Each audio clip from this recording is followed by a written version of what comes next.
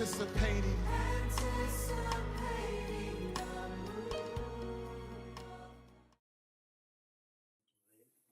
Pour cette suite d'enseignement que nous avons eu à introduire il y a de cela 2 semaines.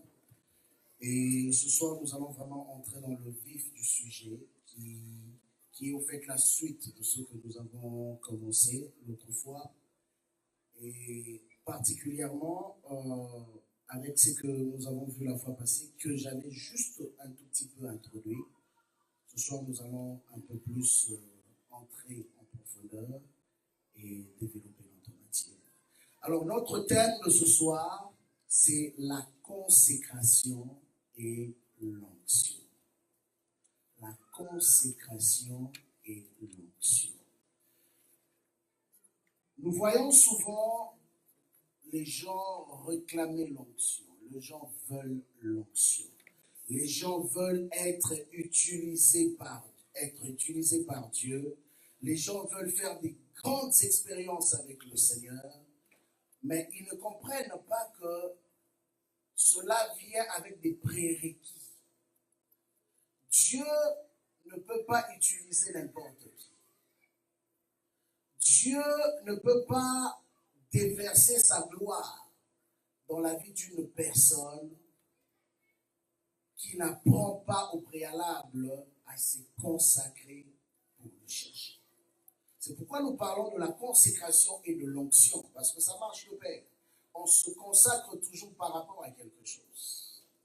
Donc, quelqu'un qui décide de se consacrer, c'est parce qu'il est en train de poursuivre un objectif. Et nous avons vu dans les Écritures, j'aime bien la vie de Moïse, que j'aime souvent donner comme un exemple. Cet homme a été appelé, a reçu une mission de la part de Dieu, a vu la gloire, et il avait un mandat.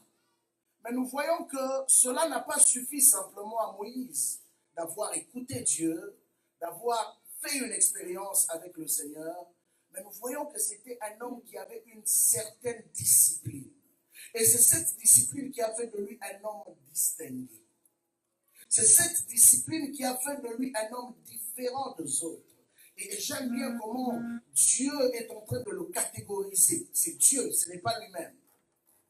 C'est Dieu qui vient parler à son frère et à sa sœur pour lui dire que Moïse n'est pas un serviteur ou un prophète comme les autres. Parce que moi, Dieu, quand je me révèle à un prophète, je me révèle par des songes. Je me révèle par des visions.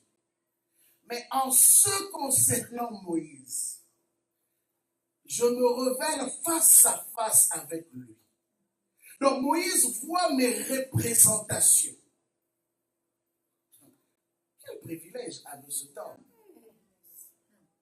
Donc lui, Dieu, ce n'était pas que j'ai dormi, j'ai vu. Et bizarrement, j'ai lu les Écritures. Nulle part, j'ai vu Dieu parler à Moïse dans un songe. Moïse voyait Dieu comme tu le vois. Donc lui, c'était quelque chose, une habitude. Voilà pourquoi c'était un homme qui avait appris à désirer, à aimer la présence de Dieu plus que la présence des hommes. Un homme qui pouvait faire des sacrifices, d'abandonner tout le monde pendant 40 jours et 40 nuits, juste pour rester avec Dieu. Rester. Vous savez, il y a une différence, hein? Je vais développer ça tantôt. Il y a une différence entre quelqu'un qui prie et quelqu'un qui reste dans la présence de Dieu. Moïse, ce n'était pas simplement un prieur. Mais Moïse était un homme qui avait appris à demeurer dans la présence de Dieu. Et la Bible nous montre un bel exemple. Exode chapitre 24, je lirai ça tantôt. Nous voyons que pendant 6 jours, Moïse est resté dans la présence de Dieu sans rien dire. Il attendait. Pendant 6 jours. Allez-y comprendre. Des fois, nous pensons que c'est en parlant beaucoup quand nous sommes dans la présence de Dieu qui attire Dieu. Je prendrai l'exemple d'un homme. J'ai beaucoup aimé ça. C'est un exercice que j'avais l'habitude de faire. Le Seigneur m'a souvent amené à travailler comme ça, mais je ne savais pas qu'il y avait aussi des gens qui le faisaient. Qu'est-ce qu'il explique? Il dit que généralement, quand il entre dans la présence de Dieu, il ne parle pas. Il peut rester là pendant 45 minutes. Toi, tu peux penser qu'il ne prie pas. Toi, tu ne peux penser qu'il n'est pas connecté. Mais pendant 45 minutes, il ne dit rien. Mais il cherche juste la fréquence de Dieu. Ça prend beaucoup de discipline, hein? Parce qu'il est plus facile quand on se tait, en tout cas de sortir automatiquement. Et j'ai compris maintenant, quand il a parlé, bien que oui, effectivement, c'est un exercice que je fais souvent, mais j'ai compris aussi une autre dimension. Pourquoi les orientaux font ce qu'on appelle, en d'autres termes, la méditation transcendantale. C'est une forme de concentration que eux, ils appellent élevée, où ils élèvent leur esprit. Ouais, c'est ça, au fait, la description. Ils élèvent leur esprit pour se connecter à une divinité ou se connecter à un esprit supérieur. C'est pourquoi tu peux voir que quelqu'un reste là pendant 2 heures, 3 heures, même un jour, sans parler. Tu peux même le taper là. Il ne va pas bouger. Mais c'est pas ça que... Non, mais j'explique ce principe, c'est un principe spirituel. Bien qu'il l'utilise dans un mauvais sens, ok, pour se connecter à des faux esprits, des esprits qui ont été rejetés, des démons. Mais la différence, c'est que quand Moïse entrait dans la présence de Dieu dans la concentration, c'était pour rencontrer le divin maître. C'était ça la différence. C'était pour se connecter à Dieu. Voilà pourquoi il ne se précipitait pas à parler. Il se précipitait d'abord à être dans la fréquence de Dieu. Alors ce soir, je vais introduire en disant ceci. L'onction ne respecte que la consécration. Bien, mais là où il n'y a pas de consécration, tu peux beau crier. Ce n'est pas le fait qu'on crie dans ce micro qui fait que nous puissions avoir l'onction. J'ai vu des hommes d'onction qui te prêchent comme s'ils te parlent. Très doucement, très calmement. Mais ils dégagent une onction, tu te dis, mais ça c'est une décharge, ça. Ils ont compris que l'onction n'est pas dans le bruit que nous faisons. Souvent les gens pensaient que c'est le fait qu'on crie, qu'on excite les gens qui a l'onction. Non. Et c'est pourquoi je dis, l'onction ne respecte que la consécration. Bien aimé, je peux beau crier, je peux parler lentement. Quand l'onction est là, on la sent. Quand elle n'est pas là, même si je crie, il n'y a rien.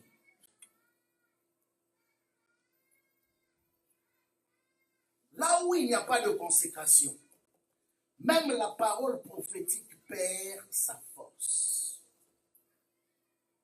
Là où il n'y a pas de consécration, bien aimé, même si tu me dis que Dieu m'a parlé, j'ai partagé cela dimanche là où Dieu nous avait permis d'aller apporter la parole. La parole prophétique est une invitation à plus de consécration. Souvent remarqué dans les Écritures, c'est au moment où Dieu vient se révéler dans la vie d'un homme que les combats aussi se lèvent. C'est au moment où Dieu te parle que le diable aussi se lève. Vous savez pourquoi? Parce que aussi longtemps que Dieu n'a pas parlé sur toi, tu n'es pas un élément dangereux. Donc pour le monde de ténèbres, tu deviens un élément dangereux car la parole a été relâchée de la bouche de Dieu. C'est en ce moment-là que le monde de ténèbres se déchire. Regardez l'histoire de Jésus. La Bible nous dit, on le consacre, le Père parle, le ciel s'ouvre pendant qu'il priait. Le Père parle, le Père confirme qui il était, qu'il est mon fils bien-aimé en qui j'ai mis toute ma confiance. Blablabla, vous connaissez la suite. Mais la Bible ajoute quoi? Il l'Esprit le conduit dans les déserts. Ok? Ce n'est pas Jésus qui a décidé d'aller, mais c'est le Saint-Esprit qui a pris Jésus et qui a emmené Jésus dans le désert. Ok? Pour aller prier pendant 40 jours et 40 nuits. Il a jeûné. Mais qu'est-ce qui se passe? Le diable l'attendait au tournant. Il a dit, maintenant qu'on t'a confirmé devant tout le monde. Or, quand Dieu a parlé, Dieu n'a pas dit que peut-être tu seras mon fils si tu marches bien. Mais Dieu a dit, celui-ci, c'est une confirmation. Celui-ci est mon fils bien-aimé. Donc, c'était pour que le monde qui était là soit au courant. Mais le problème, c'est quoi? Il y a toujours quelqu'un qui viendra pour remettre en doute ton identité. Et le diable vient 40 jours après, il dit à Jésus, si tu es réellement, si tu es réellement, non, il y a 40 jours avant, une parole avait dit, celui-ci est mon fils. Mais toi, tu viens 40 jours après. C'est pourquoi nous savons, pour ceux... Zéro. Le diable vient toujours en retard. En retard. Mais le problème, c'est celui-ci. Il faudrait que celui à qui on a dit celui-ci est mon fils bien-aimé puisse connaître aussi son identité. Parce que beaucoup, qu'est-ce qui arrive après 40 jours? Quand il vient, il dit, mais c'est qui est réellement fils de Dieu? Et souvent, vous savez qu'est-ce qu'il fait? Il est tellement stratège qu'il ne vient pas quand Jésus n'avait pas faim. Il est venu quand Jésus a eu faim. Cela veut dire quoi? Il viendra toujours quand il y a une situation qui dérange. Pour faire quoi? Pour remettre en question ce que tu as eu à écouter il y a de cela 40 jours. Pour remettre en question ce qui t'a été déclaré. Bien aimé, j'ai dit une phrase assez bien aimée dimanche quand je suis allé prêcher. Il faut savoir que le chemin dans lequel Dieu t'emmène ou te demande de passer, ce n'est pas toi qui es la première personne à passer par là. S'il te demande de passer par un chemin, ça veut dire que lui, Dieu, était déjà passé par là avant toi. Il connaît le commencement et la fin de ce chemin. Et qu'est-ce qui se passe? Le désert, après, il y avait la gloire. Mais la gloire ne peut pas venir aussi longtemps qu'il n'y a pas de test. Il faut qu'on s'assure que réellement tu avais écouté Dieu. On doit s'assurer que réellement tu connais ton identité. Et c'est là que le diable vient. Et vous savez ce qui est particulier? La Bible dit que le diable a même eu l'audace d'emmener Jésus sur le sommet de la montagne. Donc Jésus, c'est... Là, ce n'est pas le Saint-Esprit. C'est Satan qui emmène Jésus au sommet de la montagne. Le Fils de Dieu. Allez-y comprendre. Combien de fois les gens sont séduits? Parce qu'ils se retrouvent devant un Satan qui lui fait une certaine démonstration. Il emmène Jésus au sommet de la montagne et là il lui dit, tu vois tout ça là est à moi. Je vais te demander une seule chose. Prosterne-toi, adore. Si seulement tu m'adores, tout ça là est à toi. Or, Jésus connaissait les Écritures.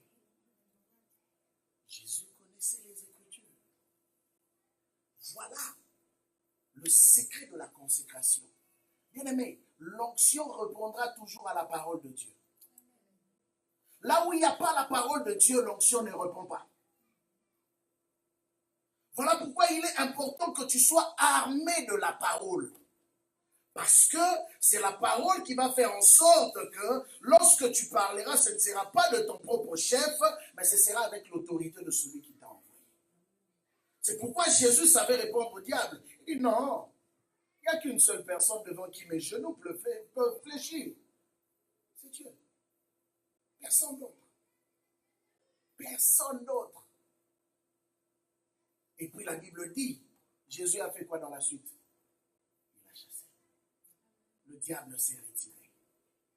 Pour chercher une prochaine occasion, il est tenace hein, pour chercher une prochaine occasion. Et ce que j'aime dans cette histoire, c'est que pendant ce temps, les anges sont restés spectateurs. Que ce soit Michael, que ce soit Gabriel, que ce soit tous les archanges, les chérubins, les séraphins que vous connaissez, la Bible dit qu'ils étaient là en train de regarder cette bataille-là entre Jésus et Satan. Ça, j'ai enseigné ça la fois passée quand je disais qu'il y a des combats que Dieu combattra pour toi et il y a des combats que tu auras à combattre toi-même. Alors, par définition, quand nous parlons de la consécration veut dire simplement mise à part. Mise à part, séparée ou encore dédiée à.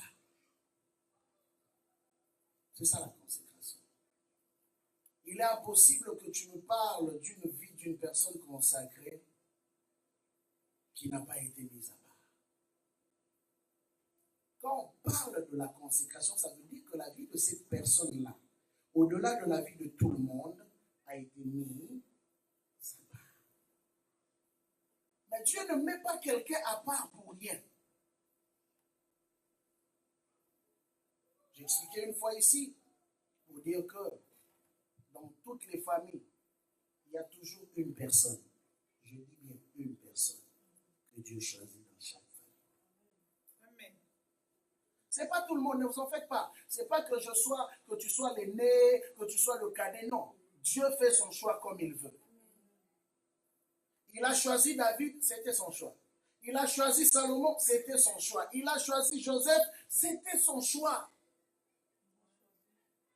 Ah, gloire à Dieu. Dieu est comme ça, il fait son choix comme il veut. Mais il faut comprendre aussi que la personne qui a été choisie est une personne qui n'est pas appelée à vivre la vie de tout le monde. Si tu es celui qui a été choisi dans ta famille, sache-le que ta vie sera toujours différente dans tous les cas. Dans les bons comme dans les mauvais. C'est ça qui est spécial. Moïse, choisi par Dieu, il se retrouve dans une situation dans laquelle il ne s'était jamais retrouvé. De A d'abord, il va se retrouver loin de sa famille, élevé par qui? Par la fille du pharaon. Dans une maison où l'occultisme régnait. Dans une maison où des choses compliquées se faisaient. Mais Dieu l'a fait passer par cette école, non pas pour que Moïse puisse se corrompre. Et vous savez, dans les textes juifs, parce que j'essaie toujours de comprendre la raison du pourquoi Satan réclamait le corps de Moïse. Vous savez pourquoi? Alors, dans les textes juifs, on explique ceci. Pour être reconnu prince en Égypte, il y avait des symboliques. Parce que Moïse était appelé prince d'Égypte. Il était considéré comme un prince en Égypte. Et j'aime quand Étienne explique cela. Il dit que Moïse est devenu puissant en parole et en action. Ce n'est pas quand il est sorti. Il est devenu puissant en parole et en action en étant en Égypte. Okay? Il a été formé de toute la science égyptienne. C'est quoi la science égyptienne? C'est la magie. Il n'y avait pas que l'intelligence comme on peut le penser, mais il y avait aussi tout ce qui était lié au monde occulte. Moïse a été formé dans ce domaine-là. C'est pourquoi quand Dieu est venu se révéler à lui, Dieu n'a pas pris les moyens les plus faibles. Dieu a choisi le moyen le plus fort. C'est-à-dire, le feu est en train de brûler, mais il ne consume pas l'arbre. Et ça, c'est quelque chose d'inimaginable. Mais pourquoi Dieu a choisi le moyen le plus fort? Parce que Moïse était habitué aux choses spirituelles. Voilà pourquoi quand il est rentré en Égypte, les premières personnes qu'il a rencontrées, c'était qui?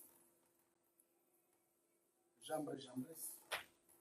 Les deux magiciens, là. Qui, quand il a jeté son bâton.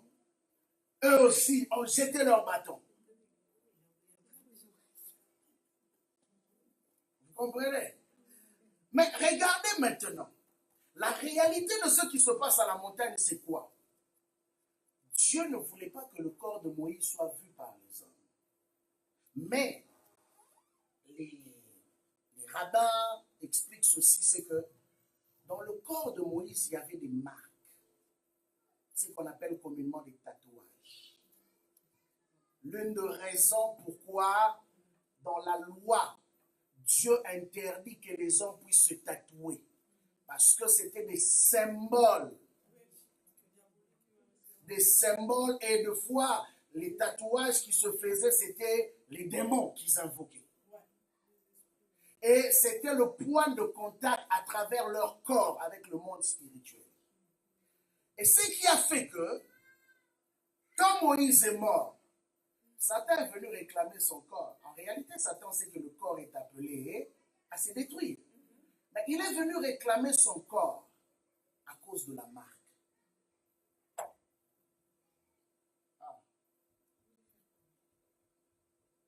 Non. Satan a toujours un objectif. Satan cherche toujours à montrer aux hommes qu'il est le plus fort. Il cherche à montrer aux hommes que tous ceux qui sont utilisés puissamment sur la terre sont ses serviteurs. Et il voulait se servir du corps de Moïse pour créer une forme de religion, attirer les hommes pour dire que c'était son serviteur. La preuve, voici les marques. C'est pourquoi Dieu n'a même pas permis que les hommes voient le corps de Moïse. C'est là qu'on comprend maintenant le combat qu'il y a eu entre Michael et Satan. Et la Bible dit que jusqu'à présent, personne ne sait là où Dieu l'a enterré. Personne. Ça, c'est des mystères.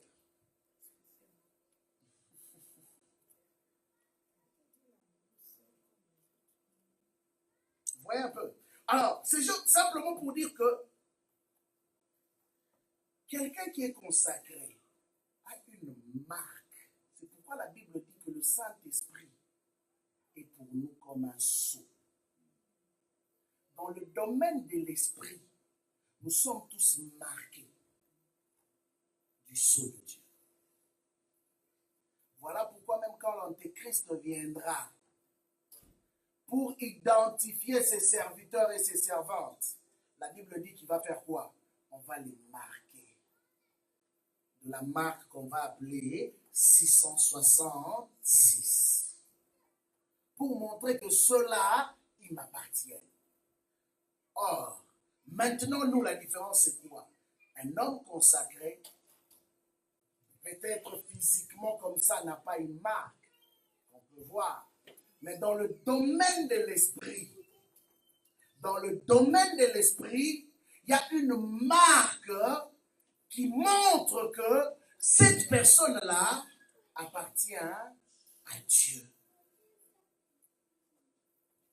Cette personne-là n'appartient plus au monde, ni au diable, mais il appartient à Dieu. La Bible nous parle d'une histoire. Juge chapitre 13. Nous verrons l'histoire d'un homme. Juge chapitre 13. À compter du verset 1 jusqu'au verset 8. Je veux lire. La Bible le dit. Les enfants d'Israël firent encore ce qui déplaît à l'Éternel. Et l'Éternel le livra entre les mains des Philistins pendant 40 ans. Il y avait un homme de Tsoréa, de la famille de Danite, et qui s'appelait Manoach. Sa femme était stérile et n'enfantait pas. Un ange de l'Éternel apparut à la femme et lui dit, voici tu es stérile et tu n'as point d'enfant. Tu deviendras enceinte et tu enfanteras un fils, mais prends bien garde. Ne bois ni vin, ni liqueur forte, et ne mange rien d'impur. Car tu vas devenir enceinte et tu enfanteras un fils. Le rasoir ne passera point sur sa tête, parce que cet enfant sera consacré à Dieu dès le ventre de sa mère. Et ce sera lui qui commencera à délivrer Israël de la main des Philistins. La femme alla dire à son mari, un homme de Dieu est venu vers moi et il avait l'aspect d'un ange de Dieu. Un aspect redoutable, je ne lui ai pas demandé d'où il était. Et il ne m'a pas fait connaître son nom. Mais il m'a dit, tu vas devenir enceinte et tu enfanteras un fils. Et maintenant, ne bois ni vin ni liqueur forte et ne mange rien d'impur, parce que cet enfant sera consacré à Dieu dès le ventre de sa mère jusqu'au jour de sa mort. Manoach fit cette prière à l'Éternel. Ah Seigneur, que l'homme de Dieu que tu as envoyé vienne encore vers nous et qu'il nous enseigne ce que nous devons faire pour l'enfant qui naîtra. Amen. J'aime bien cette histoire.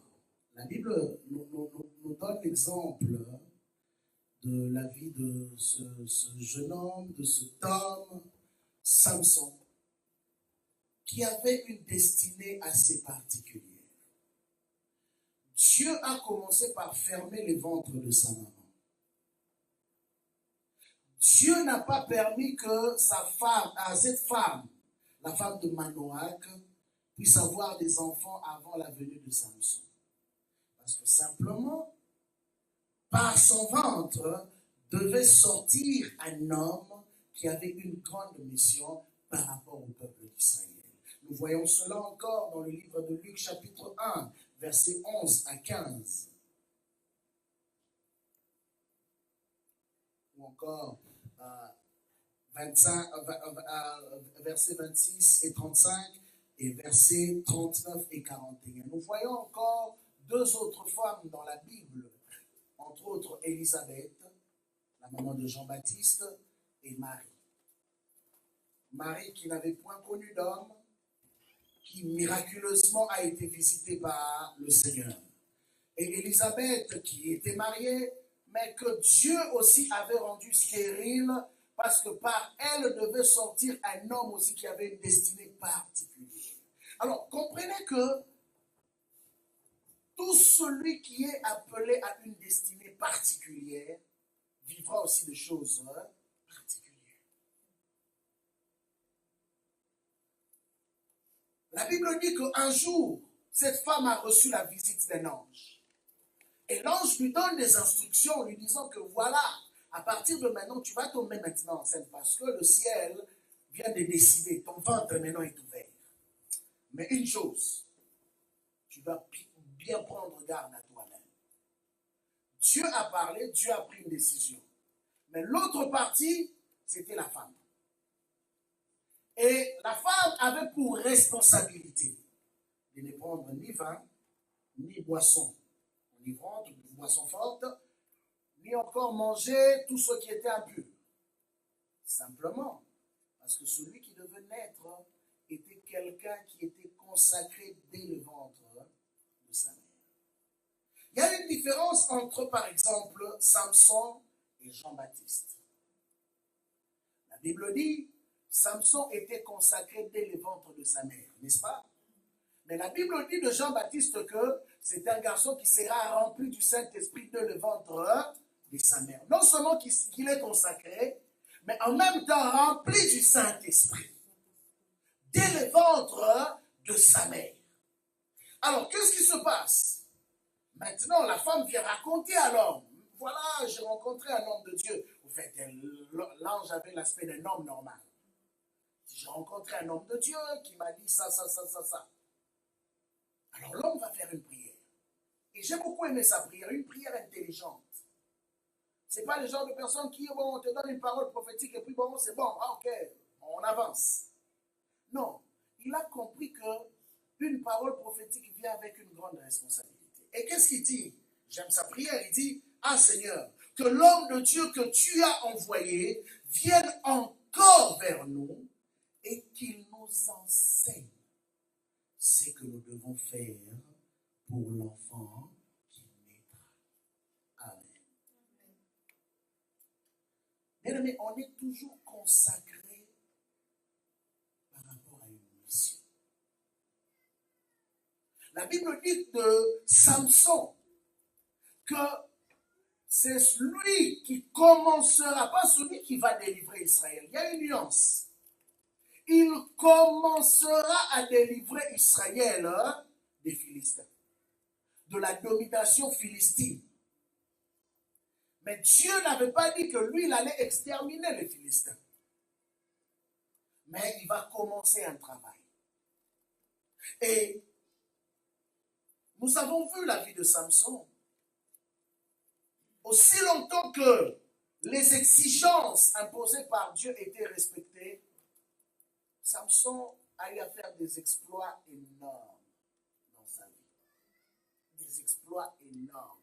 Un homme qui pouvait tabasser 1000 personnes. Et j'aime toujours blaguer avec ça pour dire que lui, il avait son onction à lui, c'était la force.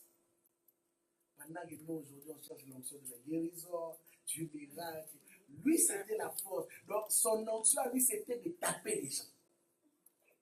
Allez, comprendre un peu. Quel type d'onction? Donc, tu blagues, on t'extermine. Et il n'est pas la seule à avoir eu ce type d'onction. Il y a aussi les vaillants de David. Ces hommes assez particuliers qui pouvaient avoir l'épée s'attacher à leurs mains sans pour autant quitter leurs mains. Et ils pouvaient tuer 1000 personnes comme ça, à eux seuls. Mais c'est pour nous montrer, bien aimés, que l'onction a ses spécificités. Dans la vie de chacun, l'onction opère différemment. Et une chose est vraie, celui qui connaît la mission qui lui a été assignée se consacre aussi par rapport à cette mission. Et la Bible dit, le rasoir ne devait pas passer sur la tête de Samson. Mais comprenez qu'un homme qui est consacré, c'est un homme qui doit apprendre à se séparer de beaucoup de choses. C'est un homme qui doit avoir des limites dans beaucoup de choses. C'est un homme qui ne doit pas laisser l'accès à certaines choses dans sa vie. Beaucoup de personnes ont détruit ce que Dieu avait mis en eux simplement parce qu'ils étaient sans limite. Samson, c'était le type d'homme qui avait une grâce particulière, mais qui a pensé qu'à la longue cœur, on pouvait commencer à jouer avec ce que Dieu nous donne. Et c'est le piège dans lequel souvent nous tombons. Je sais comment Dieu m'utilise. Je peux dormir, je me réveille. Si on me dit prêche, je vais prêcher. Si on me dit prophétise, si seulement je ferme l'œil, mes yeux s'ouvrent. Je commence. Il y a un homme qui blaguait même qui dit que je peux être en train de ronfler. Tu me réveilles là. Quelqu'un se tient devant moi. J'ai commencé à prophétiser. C'est un prophète. Et effectivement, il disait ça pour montrer qu'il sait comment Dieu l'utilise. Et c'est vrai. Donc il n'a pas besoin, il dit, je n'ai pas besoin d'entrer en retraite pour commencer à prophétiser. Mais il y a un piège. Il y a un piège. C'est vrai que le don, c'est le don que Dieu t'a donné.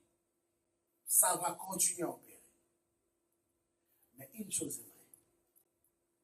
La seule chose qui peut entretenir la pureté d'un don, c'est la consécration que tu as. C'est la façon dont tu entretiens ta relation avec le donateur du don.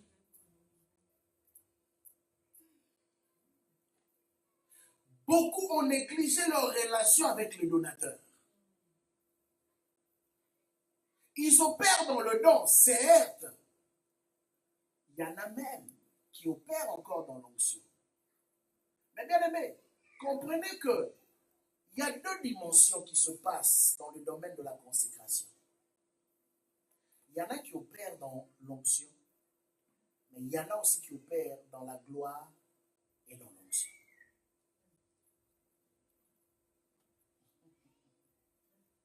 Moïse avait été appelé par Dieu. Je vais faire la différence, vous allez comprendre. Les fils d'Aaron étaient aussi appelés par Dieu. Aaron était aussi appelé. Mais regardez, Aaron a été oint, ses fils ont été oints. Mais comment ils ont fini leur vie?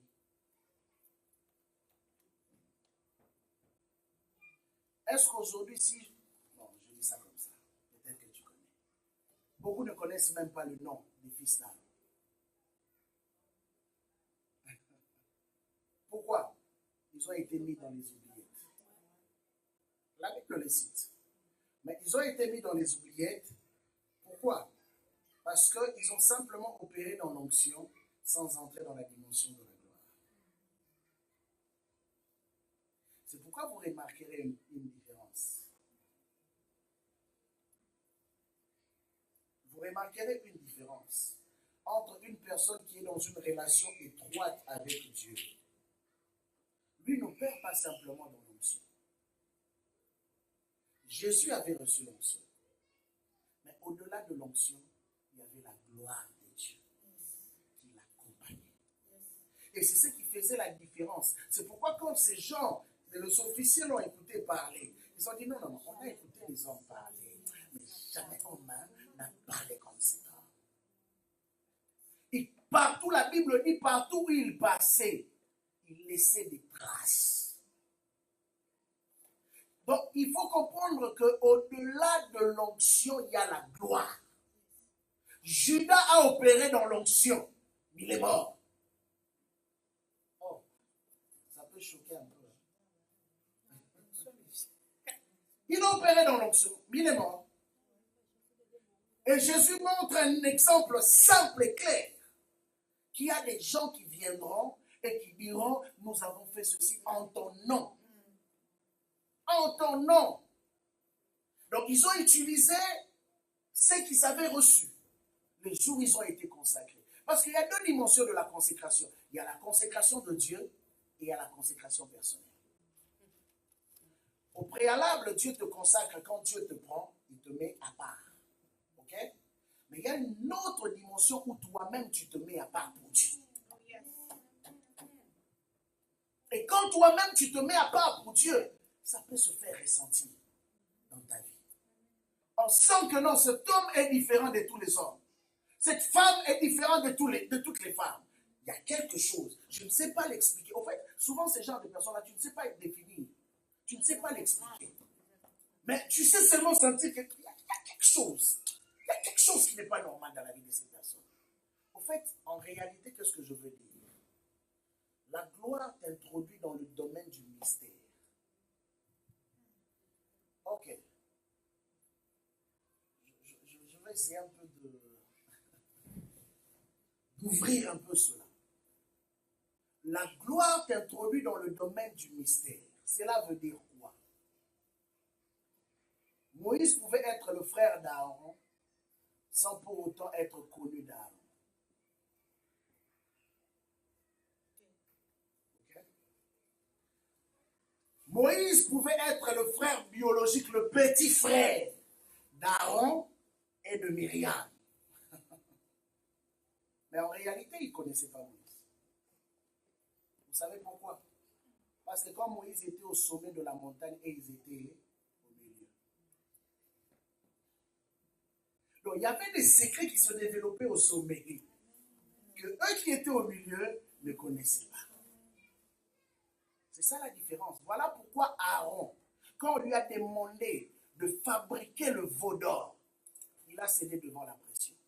Mais bien aimé, regardez combien de pressions Moïse n'a-t-il pas eu pendant 40 ans. Combien de pressions? Mais Moïse n'a jamais cédé. Moïse n'a jamais cédé. Pourquoi? Parce que son ministère n'était pas simplement bâti par rapport à une onction qui opérait dans sa vie, mais c'est parce que c'était un homme qui vivait dans la gloire. Et l'objectif de Dieu pour toi, c'est quoi? C'est que tu n'opères pas simplement dans l'onction. Que ta consécration t'emmène à vivre constamment dans sa gloire. Voilà pourquoi j'aime la définition. J'ai oublié encore, je pense que c'est un livre que j'ai lu il y a très longtemps. Cet homme m'a dit, un homme qui marche avec Dieu ne prie pas, mais il passe du temps avec Dieu. Ça ne veut pas dire qu'il ne prie pas. Mais il fait une nuance pour dire que son temps de prière, c'est au fait un moment de communion où la gloire de Dieu prend plaisir de venir se manifester. Bien aimé, vous savez, il y a des hommes que je connais qui prient beaucoup. Quand je dis beaucoup, beaucoup, et qui sont loin de Dieu. J'ai beaucoup d'amis marocains, et je vois combien les musulmans prient. Quand je vous dis prier, ils sont sérieux dans leur affaire. 5 fois par jour. 5 fois par jour, bien régulé. Et avec une grande discipline. Ils viennent même au travail, ils ont dans leur placard, comment ça s'appelle, placard, dans des tapis.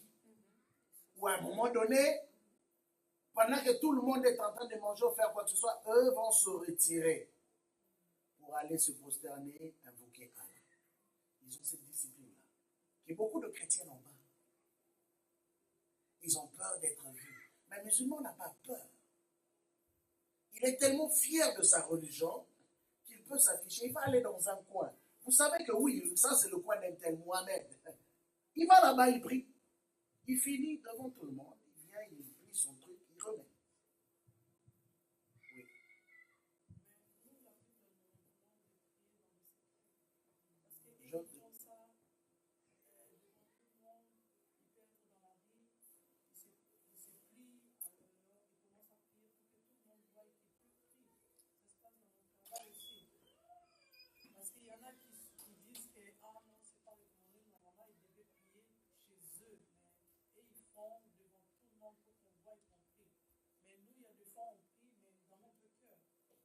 Ok. Je veux te répondre aussi simplement. Au fait, ce n'est pas simplement qu'ils le font pour que les gens voient qu'ils prient. Ils ont des heures. Ok? Des rendez-vous. C'est comme ça que ça fonctionne dans la région. Si tu as des amis musulmans, pose-leur la question, ils vont te dire. Ils ont des heures de rendez-vous. Si cette heure-là tombe, par exemple maintenant, et qu'il est en chemin, ou qu'il est quelque part, il a obligation de se retirer et d'aller faire sa prière. C'est à cause de ça que comme ils savent qu'ils passent la plupart de leur journée au travail, c'est comme ça qu'ils font. Daniel a prié. La Bible dit, tout le monde connaissait les heures de prière de Daniel. Mais ce n'était pas que Daniel priait pour que les gens voient qu'il priait. Vous comprenez un peu? Parce que même dans les Écritures, je veux maintenant t'aider par rapport aux Écritures. Dans les Écritures, il y avait des heures de rendez-vous. On a appelé l'offrande du matin, l'offrande du midi et l'offrande du soir. Et tout le monde était au courant des heures du rendez-vous. À part les communions personnelles que chaque personne avait. Il y avait des heures officielles de rendez-vous. Et Paul parle dans le livre de 1 Timothée chapitre 2.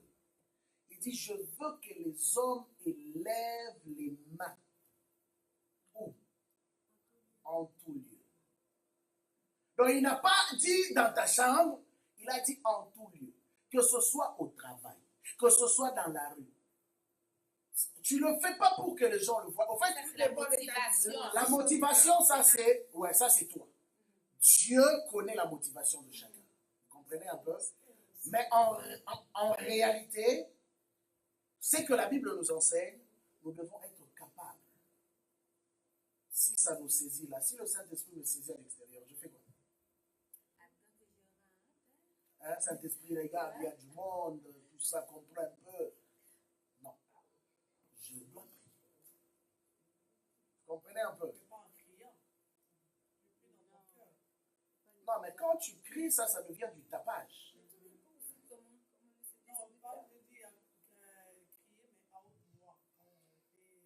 Oh, mais si le Saint-Esprit te pousse à le faire, maman m'a dit. Il chante. Maxi là. Oh, il est là, il chante. Si la voix sort, il dit, il chante. Il chante. Sur Facebook, il y avait une femme chinoise qui est montée dans l'avion. Elle a priant. Il y avait un problème. Le Seigneur avait dit qu'il y avait un problème dans l'avion. Elle a prié. On l'a attrapé, effectivement. Il y avait un problème. L'avion n'a pas de problème. Mais tu sais, comme par rapport à ce que tu dis, il y a certaines fois, ça m'arrive que je dois arrêter de travailler. Je m'en vais directement dans la toilette. Parce que tu as envie de... C'est pas comme je vais prier dans mon cœur. Les gens sortent, ils rentrent normalement. Moi, je m'assieds sur la toilette. Je prie. Je ne vais pas commencer à prier comme pour que tout le monde puisse entendre ce que j'ai à dire, mais quand même, je prie comme de façon comme normale. Ouais. Ça répond à ta question? Okay. Donc, il faut comprendre juste que, ouais, il faut être souple avec le Seigneur. Vous savez, des fois, on est tellement trop poli. Quand je dis trop poli, trop de pudeur. Trop de pudeur, on se dit, mais comment les gens vont me voir? Regardez, l'église a commencé avec du désordre. Humainement parlant. Ok, je dis humainement parlant. Le jour de la Pentecôte, c'était un désordre. Ils n'ont pas respecté l'ordre public. La Bible dit qu'il y a eu du bruit. Et ils ont commencé à prier, à parler à haute voix. Tout le monde les entendait. Et c'est ça qui a attiré les gens. Mais ils sont en train de se chamailler, ils sont en train de se battre, ils sont ivres. Qu'est-ce qui se passe? C'était une façon que Dieu voulait que les gens entendent pour venir. Mais effectivement, Dieu peut faire ça aussi.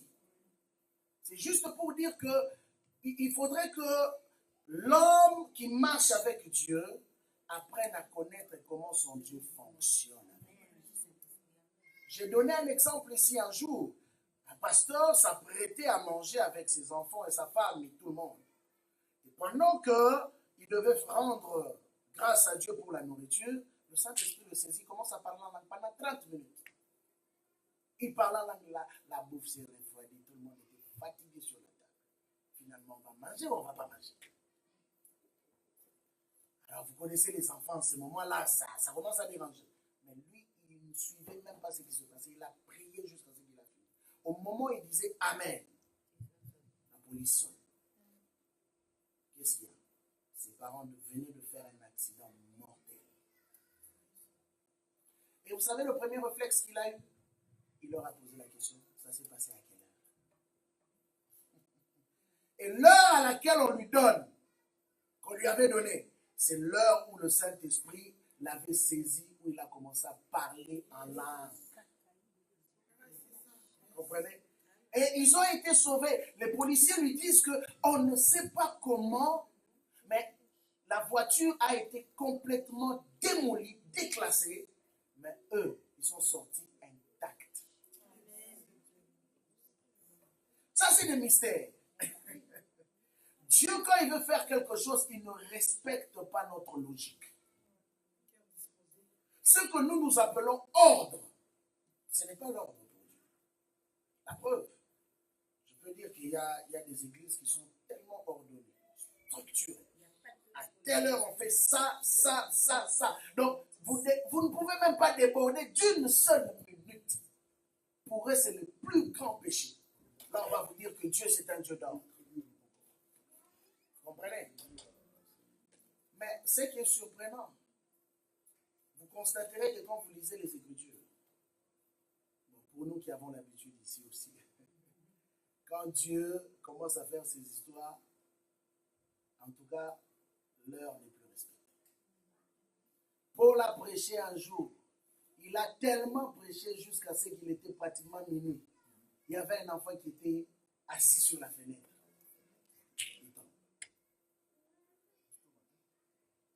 Il tombe.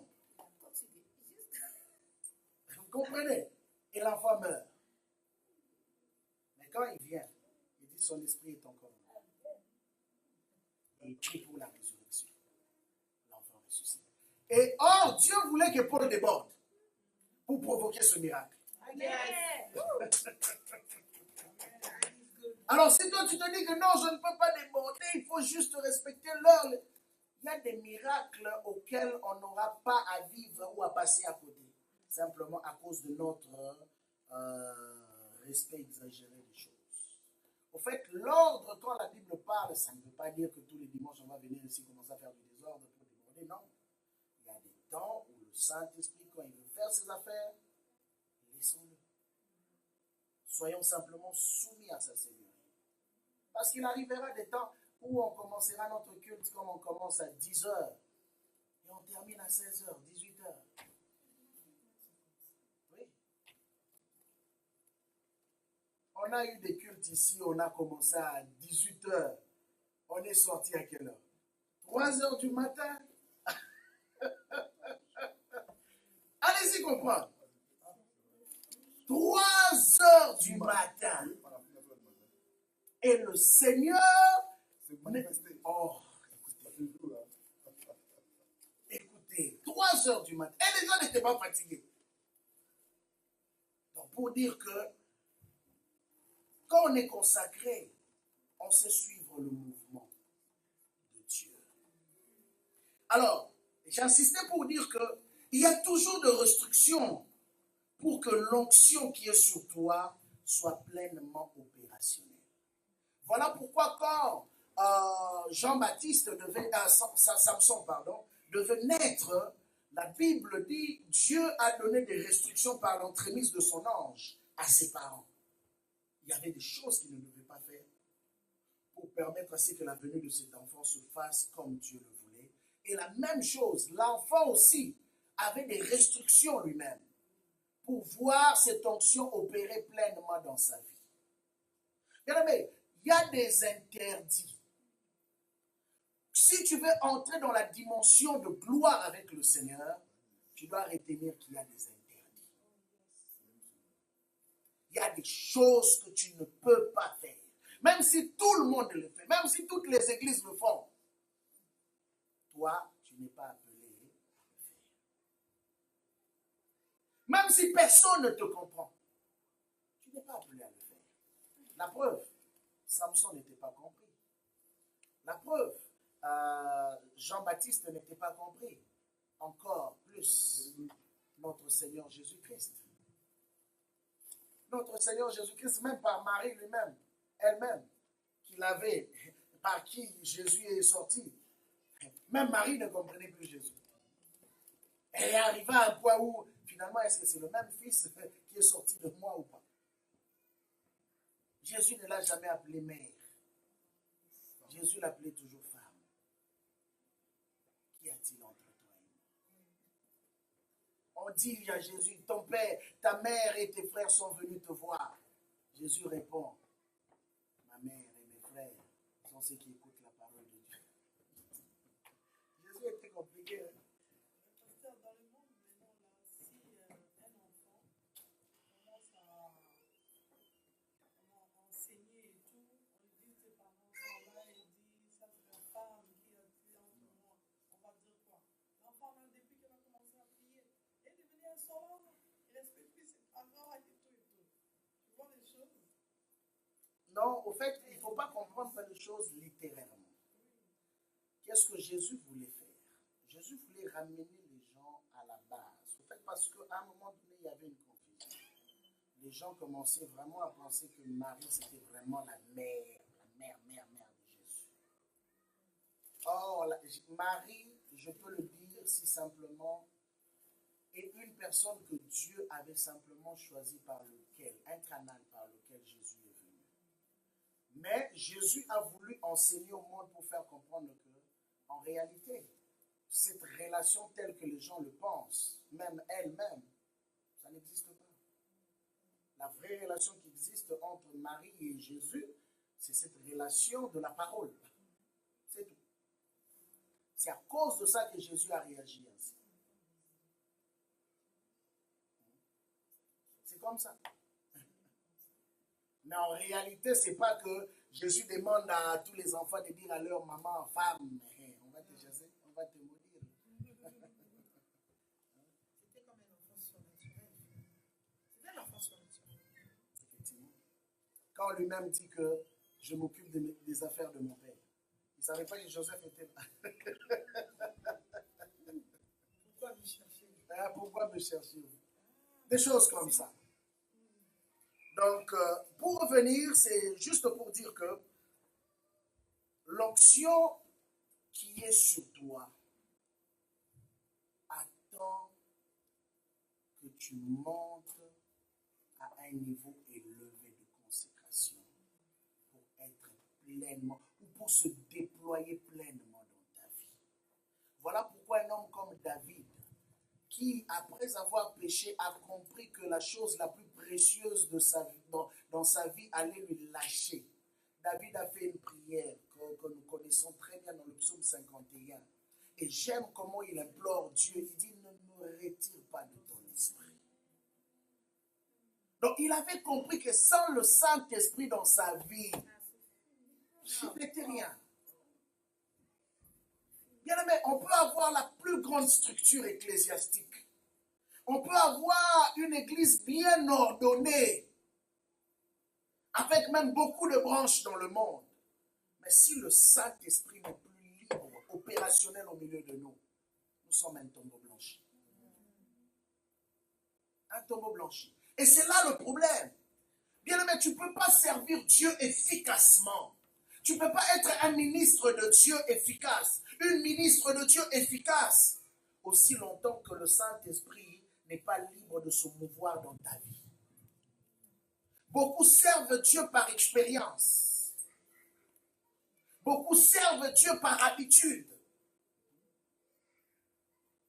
Mais le Saint-Esprit, qui a agi puissamment dans la vie des apôtres, dans la vie de Jésus, se sent étouffé dans leur marche. Vous savez, le Saint-Esprit, on ne le contrôle pas. C'est lui qui le contrôle. Il m'est arrivé de faire des expériences avec Dieu où à un moment donné, je voulais gérer les choses. Quand je dis gérer les choses, je voulais gérer le service, je voulais gérer, ainsi de suite. Et Dieu m'a donné une leçon qui était comme une touche froide. Et ce jour-là, je peux vous assurer, le Saint-Esprit était en colère, frustré. Il m'a dit clairement, ce n'est pas à toi de me contrôler, mais c'est à moi de te contrôler. Tu ne fais pas les choses selon tes sentiments. Tu suis ce que je veux. C'était une leçon que Dieu m'a donnée. Et depuis lors, j'ai appris à être libre, à laisser le Saint-Esprit faire ce qu'il a à faire. S'il veut conduire à gauche, on va à gauche. Il veut conduire à droite, on va à droite. Parce qu'en réalité, c'est lui, au fait, le maître d'école. C'est lui le maître d'école. Bien aimé, c'est pourquoi je donne toujours cet exemple. Pour nous qui travaillons au sein de l'Église, pour nous qui passons ici devant, nous ne pouvons pas être efficaces dans le service de Dieu aussi longtemps que nous sommes encore remplis de nous-mêmes. La consécration t'aide à te dépouiller de ta personne. La consécration t'aide à te dépouiller de ta sagesse, de ton intelligence, de tes expériences, pour dépendre totalement de l'Esprit de Dieu. Celui qui te dira va à gauche, celui qui te dira va à droite, celui qui te dira arrête-toi. Vous savez, par moment, notre corps veut réagir.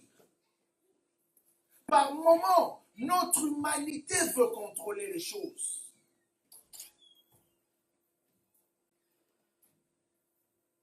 Mais, apprenons à être comme des enfants. Quand tu viens devant le Saint-Esprit, dis-lui toujours que je ne connais rien. Apprends-moi. Ne viens pas devant le Saint-Esprit comme si c'est toi qui lui informes. Ça me rappelle une blague. On riait souvent avec le frère Christian à l'époque.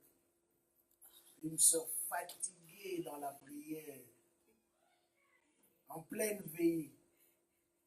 Fatiguée, vous connaissez un peu ce genre de prière là, par moment là, tu dors, tu te réveilles, tu commences à parler. Alors, la la soeur, pendant qu'elle se réveille, elle sortait vraiment d'une profondeur de sommeil. Et vous savez qu'est-ce qu'elle va dire dans sa prière? Elle dit, ah Saint-Esprit, toi tu sais quand je te conseille. Quand je te conseille. Quand je te conseille. Oh my God.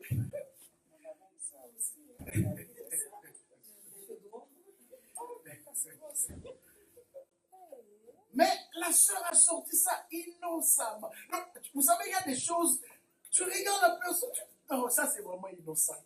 C'est pas exprès. Que Dieu même la comprenne. Mais c'est sorti. Et chaque fois qu'on en parle avec le frère Christian, on rit. On rit, au fait, parce que ça fait longtemps. Mais c'est sorti de la bouche. Donc c'est elle maintenant qui conseille le Saint-Esprit.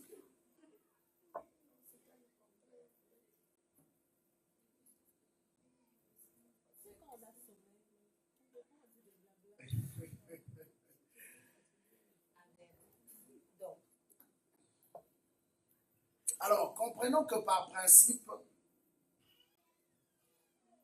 trop de liberté tue l'onction.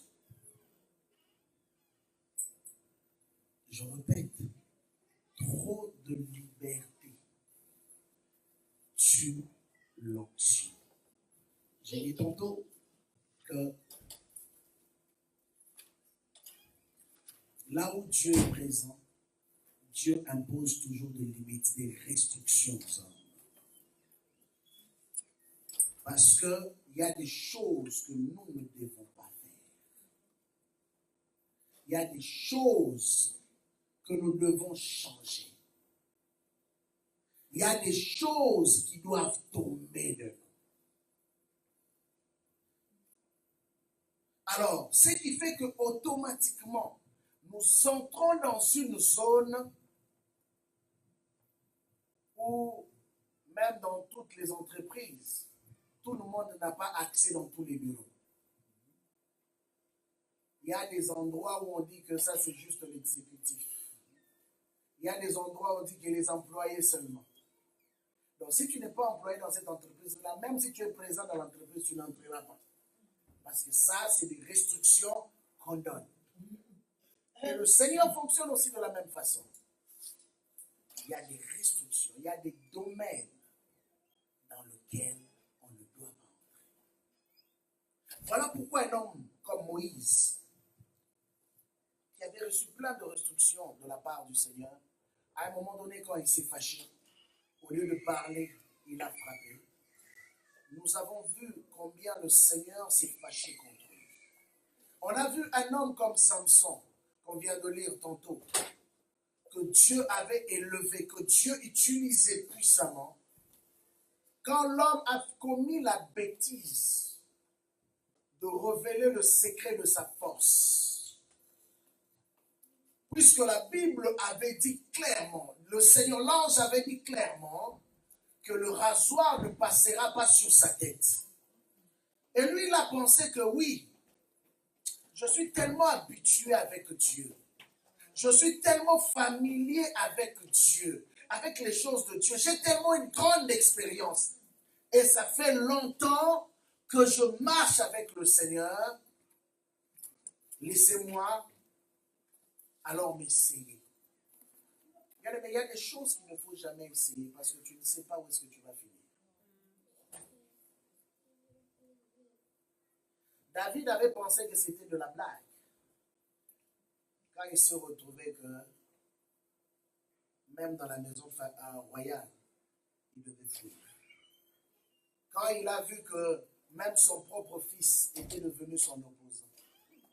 Quand il a vu que même son collaborateur, son conseiller le plus proche était devenu son ennemi. Son chef d'armée lui avait tourné le dos. Bien aimé, l'onction ne blague pas. En même temps, elle est une bénédiction, mais en même temps, elle peut devenir mortelle. David a vu la désolation entrer dans sa maison. pour n'avoir pas respecté les limites qui lui avaient été imposées. Samson s'est retrouvé les yeux crevés. Il s'est retrouvé en prison pour n'avoir pas respecté ce que Dieu lui avait demandé de faire. Bien aimé, je me dis toujours quelle gloire d'accomplir sa mission en mourant avec ses ennemis. Quelle gloire. David a dit, tu dresses en face de moi une table, tu dresses pour moi une table en face de mes ennemis. Ok? Donc c'est-à-dire que je suis maintenant dans la gloire, je peux voir maintenant ricaner maintenant mes ennemis. C'est ça que David voulait dire. Nous avons vu Élie, quand il a tué les 800 prophètes, qu'est-ce qu'il a fait? 850 prophètes.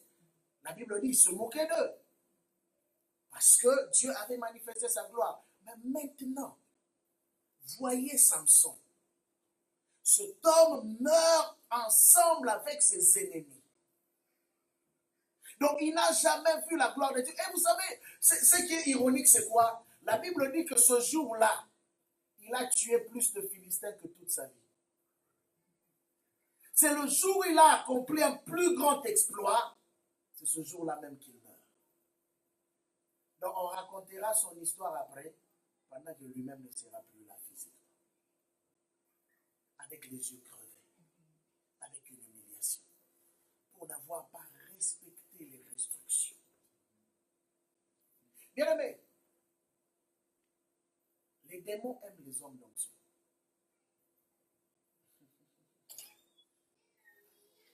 Les démons ne vont jamais suivre quelqu'un qui n'a rien. Les démons aiment les gens qui ont quelque chose. Voilà pourquoi vous allez constater que quand les démons ont l'occasion d'attraper un homme d'onction ou une femme d'onction, ils s'arrangent pour ne plus jamais les lâcher. Pour une simple raison. Parce que le diable a toujours pensé dans sa tête qu'il est le rival de Dieu. Il a toujours pensé dans sa tête qu'il est l'opposant de Dieu. Mais en réalité, il n'a jamais été l'opposant de Dieu, il est l'opposant de l'homme. Mais maintenant, pour faire mal à Dieu, il va vers les hommes et les femmes que Dieu a choisis. Il crée des fissures dans leur marche pour les faire tomber. Et quand il réussit à les faire tomber, il s'arrange pour les garder dans cette position-là. C'est pourquoi vous constatez que des fois, quand les hommes ou les femmes qui ont servi Dieu puissamment tombent, il y en a très peu qui ont eu l'occasion de se relever. Il y en a très peu. Il y en a même que Dieu a été obligé de les enlever sur terre en les tuant. Simplement pour qu'ils ne pêchent pas. On donne souvent l'exemple d'Ézéchias. Ézéchias est un bel exemple. Un homme que Dieu voulait simplement tuer pour éviter que Ézéchias tombe dans les débordements. Mais il avait bon cœur. La Bible dit qu'il a fait des bonnes choses. Dieu a apprécié cela. Il avait un très bon témoignage. Mais à un moment donné, l'orgueil est venu. Il a commencé à faire entrer les gens pour leur présenter ses biens, ainsi de suite. Alors, Dieu dit, à cause de cela, puisque c'est des choses que je t'avais interdites, et tu t'es permis de le faire, je vais te tuer. Il a envoyé une maladie. Et dans cette maladie, l'objectif, c'était qu'il meure physiquement, mais qu'il soit sauvé. Ok? Mais regardez, Ézéchias va faire une prière que nous aimons tous, non? Seigneur, souviens-toi, tout ce que j'ai eu à faire pour toi. Et Dieu renvoie Isaïe. Il lui donne lui encore 15 ans. Je lui donne 15 ans. Mais savez-vous que dans les 15 ans qu'Ézéchias a eu, il a fait plus de bêtises. Donc il aurait mieux fallu pour lui mourir. Ézéchias a fait des bêtises qui ont encore irrité le cœur de Dieu. Or, quand Dieu a dit « je veux le tuer », c'était pour l'épargner de ses bêtises. Dieu avait déjà vu que dans les 15 prochaines années, il allait faire commettre des horreurs. Mais il n'a pas écouté. Akab, pareil. Akab, c'était un homme établi. Mais la Bible dit que Akab est allé se marier à une princesse idolâtre. C'était une interdiction. C'était une limite qu'il ne fallait pas qu'il franchisse. Parce que Dieu avait déjà dit, vous n'épouserez pas les étrangères. Il va épouser Jézabel. Qu'est-ce qui arrive? Il introduit l'abomination, le feu étranger, l'idolâtrie en Israël. Salomon, maintenant, Dieu dit, il connaissait cette loi de Moïse, que vous n'allez pas prendre les femmes étrangères. Salomon va s'amuser ayant trop de sagesse. La sagesse, en fait, débordait tellement que les femmes venaient en désordre. Donc, il n'avait même plus besoin de forcer. La parole sortait comme ça et les femmes tombaient. Aussi facilement. Ça, c'est quand on n'a plus de limites. Et qu'est-ce qui arrive? La Bible dit que Salomon lui-même, qui avait invoqué Dieu, et Dieu est descendu par le feu, Salomon a commencé à adorer des faux dieux.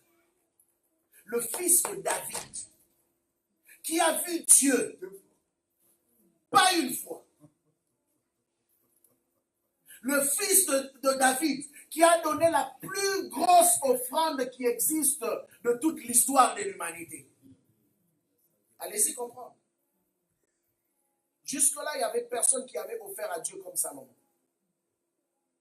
Ce même homme a commencé à se prosterner devant les faux dieux. Oh, je prends encore Balaam. Un homme qui avait la grâce. Quand il se prosternait, les yeux spirituels s'ouvraient. Lui-même dit. Donc il n'avait même pas besoin de forcer.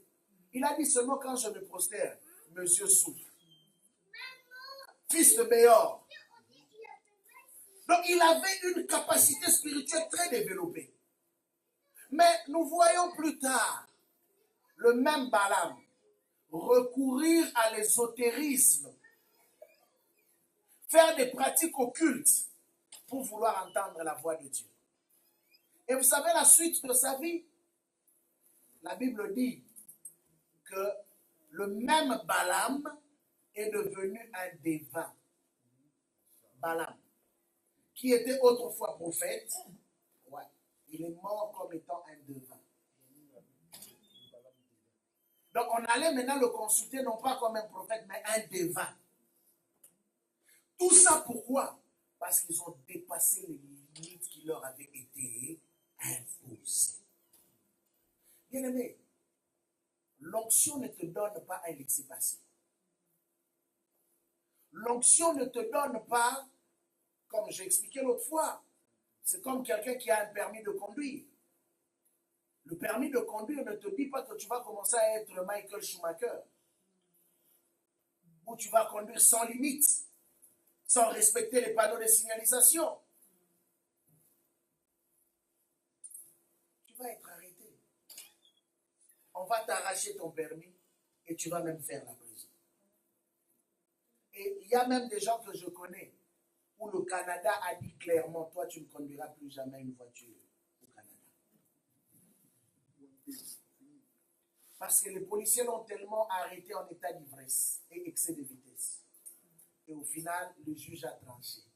Comme tu es un récalcitrant, donc on t'arrache ton permis et tu n'auras plus jamais de permis. Et vous savez, ce genre de personnes deviennent plus dangereuses. C'est comme une personne qui autrefois a opéré dans l'onction.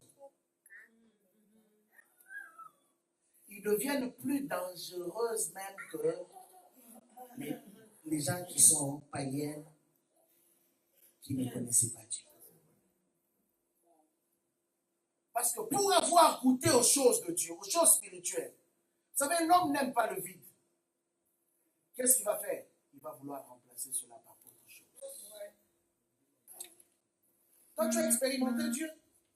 Et aujourd'hui, tu te retrouves en train de prêcher, tu te retrouves sans miracle, sans manifestation de Dieu. Mais tu vas aller chercher ailleurs. tu vas aller chercher ailleurs. Et c'est ce qui est arrivé dans la vie de beaucoup de gens. Mais le problème n'est pas le fait de la conséquence qui est arrivée. Le problème est parti du fait qu'ils avaient oublié l'essentiel.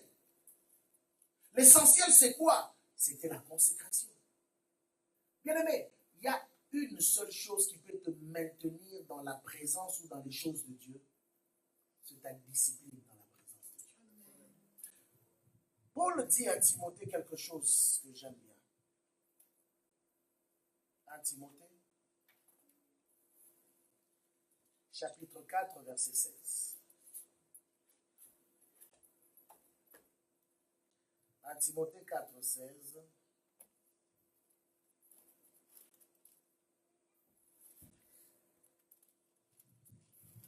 Il dit ceci. Veille sur toi-même et sur ton enseignement. Il y a un exercice que toi et moi sommes appelés à faire. Veiller. Il dit, tu dois commencer par veiller d'abord sur ta personne. Qu'est-ce qui entre et qu'est-ce qui sort? Veille sur toi-même. Et de deux, veille maintenant sur ton enseignement. C'est-à-dire quoi? C'est-à-dire que ne viens pas prêcher aux gens des choses que toi tu veux. Cela veut dire quoi quand je dis des choses que toi tu veux? Bon, on a un problème d'argent. Un exemple. Alors, je prends mon temps, je concocte des enseignements. Uniquement par rapport aux besoins d'argent que nous avons. Mais est-ce que c'est ce que Dieu veut pour cette saison?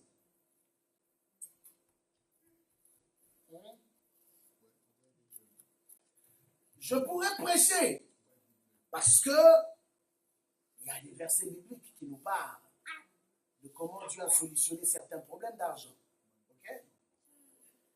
Mais est-ce que nécessairement c'est la nourriture que Dieu voulait pour son Église en cette saison-là?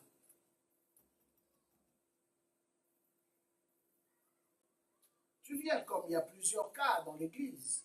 Tu choisis par exemple un besoin. Tu commences à prêcher par rapport à ce besoin. Mais le devoir que Paul donne à Timothée est au-delà, je dis bien, des besoins des hommes. Vous savez, d'abord l'enseignement, je vais expliquer. L'enseignement, c'est d'abord le besoin de Dieu par rapport aux hommes. Pourquoi? Parce que c'est premièrement le royaume de cieux avant le reste. Donc nous ne venons pas à l'église pour remplir d'abord nos besoins. Nous venons à l'église d'abord pour remplir les besoins du royaume de cieux. Ok? C'est pourquoi Jésus dit, recherchez d'abord le royaume de cieux. Vous, votre devoir, c'est de rechercher le royaume de cieux. Et maintenant, quand Dieu vous verra en train de rechercher le royaume de cieux, le reste vous sera accordé par-dessus. Et maintenant, lui, en tant que serviteur de Dieu, son devoir à lui, c'était de veiller. Parce que de fois, on apporte les enseignements selon les tendances. Ces derniers temps, on prêche trop sur les liens. Moi aussi, je dois prêcher sur les liens. On prêche trop sur les démons. Moi aussi, je dois prêcher sur les démons. On prêche trop sur la prospérité. Je dois prêcher. L'évangile n'est pas question des tendances. L'évangile est question de révélation. L'évangile repose sur la révélation parce que chaque église a reçu une portion de la part de Dieu. Chaque ministre, chaque serviteur de Dieu a reçu de la part de Dieu un message. C'est quoi ton message? Je connais un homme, depuis que je suis dans les choses de l'évangile, même avant que je ne sois dans les choses de l'évangile. Quand j'avais l'occasion de l'écouter, il n'y avait qu'un seul message qu'il prêchait. La croix. La croix. salut. Les mouvements sont venus. L'onction, la prospérité, le ceci, le cela. Il est resté sur son message, la croix. Et jusqu'à présent. Jusqu'à présent, son seul message, c'est ça. Il est resté constant. Il n'a pas suivi les tendances. Il faut comprendre que celui qui passe du temps avec Dieu est nourri de la bonne nourriture de la saison même. Et saura quoi donner aussi aux gens par rapport à la saison. La preuve, c'est que nous constatons que les gens qui se sont convertis récemment dans les églises, parce qu'on leur avait promis mariage, on leur avait promis encore quoi? L'argent, prospérité, voyage, tout ce que vous voulez. Visa et tout. Enfants. La plupart de ces personnes, quand ils ont fini par avoir ces choses, regardez maintenant leur niveau de consécration par rapport à l'église. La plupart ont oublié même la porte, le chemin de l'église. La plupart, c'est comme s'ils n'existaient même plus. Vous êtes, certains même, vous prennent maintenant pour leurs ennemis. Ils ne veulent même plus avoir même des contacts avec vous. Vous savez pourquoi? Parce qu'ils sont venus avec un intérêt égoïste. Mais quand nous venons dans l'église, parce que nous avons appris que c'est Dieu qui nous a aimés d'abord le premier, avant que nous puissions l'aimer. Il a payé le prix à la croix pour notre salut. Bien aimé, quand nous comprenons cette réalité, homme ou pas, les réalités de gens ou pas, les réalités de la vie ou pas, nous restons attachés. Parce que nous savons où est notre fondement. C'est ça qui fait la différence. C'est pourquoi un homme a dit, quand nous faisons le statistique des dernières années des gens qui ont donné leur vie à Christ, par rapport au temps de John Wesley, de Charles Finney, on constate que 80% des gens qui donnaient leur vie à Christ à l'époque restaient chrétiens. 20% seulement retournaient dans le monde. Mais aujourd'hui, nous constatons que ceux qui acceptent Christ aujourd'hui, qu'est-ce qui se passe? 20% restent à l'église, 80% retournent dans le monde. Parce que nous leur avons mal présenté le Christ. Nous leur avons dit, venez, Christ est la solution au problème. C'est vrai, Christ est la solution à leur problème. Mais l'évangile, quand nous leur présentons, je n'ai vu ni Paul, ni Pierre présenter l'évangile de la sorte. Ce qu'ils ont présenté comme l'évangile, c'était quoi? Repentez-vous. Changez de voie. Toi, tu viens parce que tu as besoin d'une solution. Mais oui, quand Christ va te donner maintenant la solution, après c'est quoi? C'est quoi la suite? Et ces genres de personnes manquent une vraie consécration. Parce qu'ils poursuivent Christ pour une seule chose. Qu'ils viennent régler leurs problèmes. Bien aimé, comprenons que si tu veux servir Dieu, tu es comme quelqu'un qui a été engagé dans l'armée. Quelqu'un qui a été engagé dans l'armée, la Bible dit ne se préoccupe pas. Jésus était dur. Hein? Il dit ne se préoccupe pas des choses de la vie. Tout ce qui l'intéresse, c'est de remplir son devoir de militaire. Or, le Dieu que tu sers, le Dieu que tu sers, le Dieu que nous servons, s'appelle l'Éternel Dieu des armées. Tu ne peux pas être dans l'armée de Dieu et te comporter comme un civil. Et c'est ça la chrétienté d'aujourd'hui. Nous sommes comme des civils dans la maison de Dieu. Les civils aiment leur liberté. Les civils aiment faire les choses par eux-mêmes. Les civils n'aiment pas la discipline. Dans l'armée, c'est la discipline. Tu ne te réveilles pas quand tu veux. Tu ne fais pas ce que tu veux. Tu fais ce que l'armée te demande de faire. ça, la maison de Dieu. C'est pourquoi j'ai dit, là où il y a trop de liberté, ça tue l'onction. L'onction ne fonctionne pas avec trop de liberté. Les gens qui ont opéré dans une dimension élevée d'onction, ce sont des gens qui avaient des restrictions dans leur vie. Des limites. Et de fois, ils ont été traités d'orgueilleux. Pourquoi?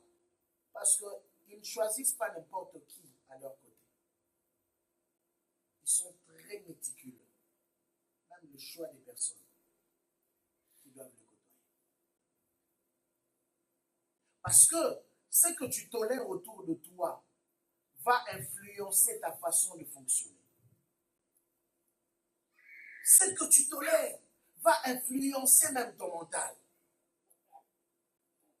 C'est pourquoi Paul dit à Timothée, veille sur toi-même et sur ton enseignement. Il ne s'arrête pas là. Il dit, persévère dans ces choses. Persévère.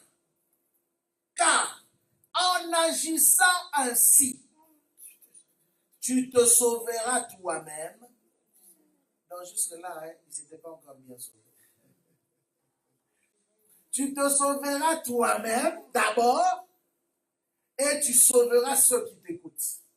Tu ne peux pas sauver les autres si tu ne t'es pas sauvé toi-même. Or, maintenant, le principe est que pour te sauver d'abord toi-même, il faut que tu veilles sur toi et sur ton enseignement. Et sur la doctrine. Tu dois veiller sur cela. Et lui-même, comme exemple, va nous dire ceci dans 1 Corinthiens 9, 27.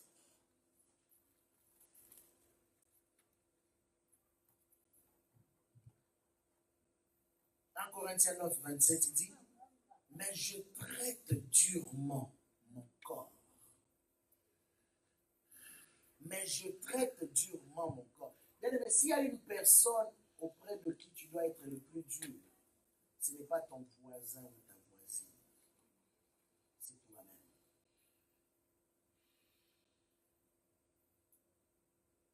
Parce que quand tu as appris à t'apprivoiser, quand tu as appris à te discipliner, tu sauras aider aussi les autres. Il dit, mais je traite durement mon corps et je le tiens assujetti. Pourquoi? Le corps a toujours tendance à vouloir se relever.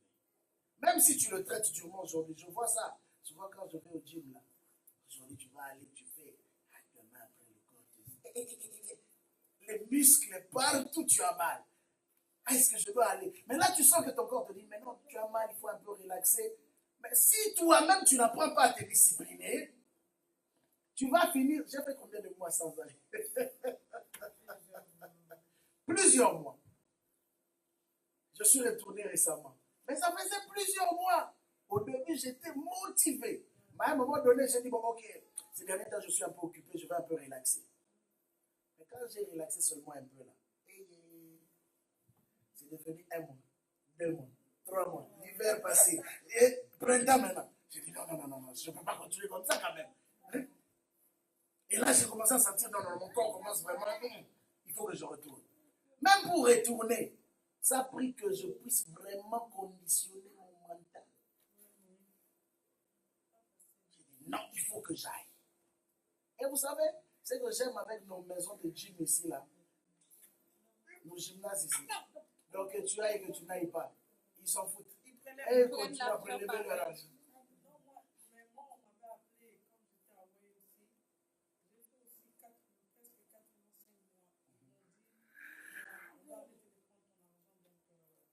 Ils sont gentils.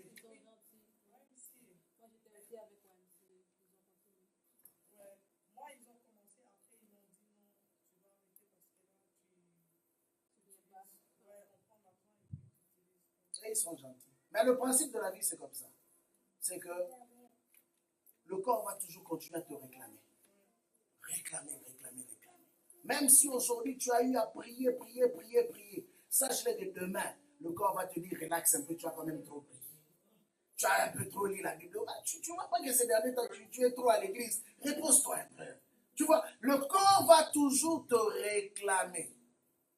Mais maintenant, ça va prendre une décision mentale pour dire que non, je sais qu'est-ce que je suis en train de poursuivre.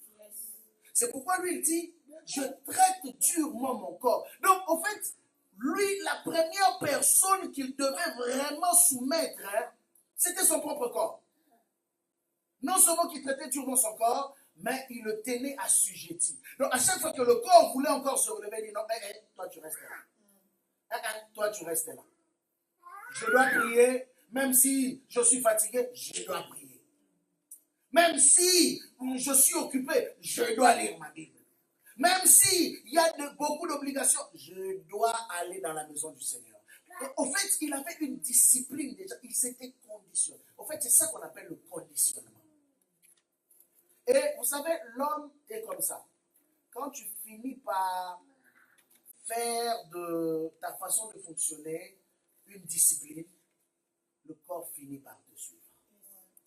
Il finit toujours par te suivre. Parce que ces athlètes que nous voyons aujourd'hui sont devenus ce qu'ils sont devenus. Ce n'est pas en un jour. Certains, ça leur a pris des années d'exercice. Une fois, je regardais, comme j'aime bien le basket, j'écoutais le témoignage de Jordan. Quand on lui avait dit qu'il n'avait pas les capacités, les habiletés pour devenir un meilleur basketteur. Il s'est acheté un ballon. Pendant que son père voulait qu'il soit, si c'est un médecin ou un avocat, lui ne se voyait pas là-dedans. Lui se voyait dans le sport. Il a acheté un ballon de basket chaque jour à 4 heures du matin. Je dis bien. Bien aimé, vous savez, j'ai constaté que des fois quand Jésus dit, pas de fois, mais quand Jésus dit que les fils de ce monde ou de ce siècle sont plus sages que les enfants de la lumière, ou plus intelligents, il avait raison. Vous savez, quand un homme du monde, qu'on appelle communément païen, c'est ce qu'il est en train de poursuivre, il est prêt à se discipliner jusqu'à atteindre son objectif. On raconte son histoire, on dit que chaque matin à 4 heures du matin, il se réveillait. Et il se réveillait pourquoi? Pour s'exercer à lancer le panier et le ballon dans le panier. Chaque 4 heures du matin. Donc il pouvait passer 1 heure du temps en train de s'exercer, jusqu'à devenir meilleur. Mais aujourd'hui, quand on parle basketball, numéro 1, on voit Jordan. C'est l'athlète le plus riche. Milliardaire. Qui pouvait imaginer ça avant? Donc même ces frères-là, qui sont médecins avocats là, ne peuvent même pas arriver à ses chevilles.